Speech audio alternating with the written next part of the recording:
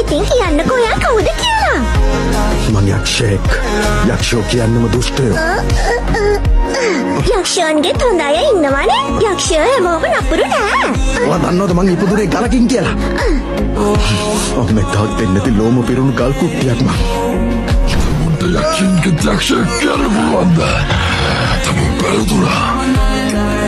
හිට වැඩිය මම මැරිලා කියනං හොඳයි.